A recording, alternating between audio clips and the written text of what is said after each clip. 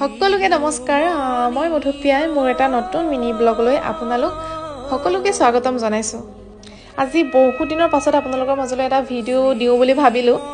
বহুতে কৈ থাকে যে তুমি ডেইলি মিনি ব্লগ কিয় নিদিয়া কাৰণ ডেইলি ভিডিও দিয়াটো মোৰ কাৰণে সম্ভৱ নহয় সেইকাৰণে এবাৰ পৰা আপোনালোকৰ মাজলৈ এটা ভিডিও আগবঢ়াম বুলি ভাবিছো আজি ওলালো বাইভনী দুয়োজনীয়ে পুৱাই মন্দিৰলৈ বুলি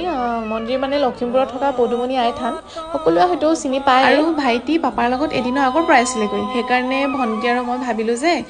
এবাৰ গৈ পেলাই পাপাৰ লগতে হৰাই ভাগ দি আহোঁ গাঁও কাৰণ বহুত দিনৰ পৰা ভাবি আছিলোঁ আৰু অকলে যোৱাটো সম্ভৱ নহয় আৰু ভালো নালাগে ইমান মা বা পাপা লগত থাকিলে অলপ সাহস এটা হয় ন সেইকাৰণে এবাৰ বোলো সুবিধা সুযোগ মিলোতে গৈ আহোঁগে আমাৰ পাপা আৰু ভাইটিক দেখিছেনে দুটাই যদি একেলগত থাকে ন আমাক পাত্তাই নিদিয়ে মানে ইটোৰ সিটোৰ হাত নেৰেই কিনো কথা পাতে নাজানো আৰু বাকী আপোনালোকে পদুমণি আই থান যোৱা সকলেতো জানেই মা পদুমণিক ইমান বেছি ধুনীয়াকৈ আশীৰ্বাদটো দিয়ে মোৰ সেইটোৱে বেছি ভাল লাগে তাৰপাছতে আমি চাকি এনেকৈ জ্বলাবলৈ গ'লোঁ মা যাব নোৱাৰিলে যিহেতু আমাৰ ঘৰৰ মানুহ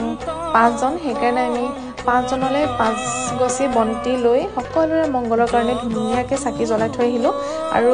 লগতে আমাৰ জুবিন দায়েও যি ন্যায় পায় তাৰে প্ৰাৰ্থনা কৰিলোঁ মন্দিৰৰ পৰা ওলাই আহি আমি কিবা এটা খাবৰ কাৰণে গ'লোঁ কাৰণ পুৱাৰ পৰা একো খোৱা নাছিলোঁ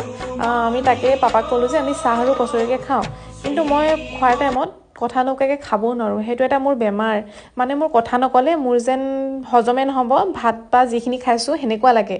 তাৰপাছতে পাপাৰ ৰুমত আহিলোঁ পাপাৰ ৰুমত আহি আমি তাতে ভাত পানী খালোঁ আৰু খাই লাহেকৈ আমাক পাপাই গাড়ীত উঠাই দিলে তাৰপাছতে গুচি আহিলোঁ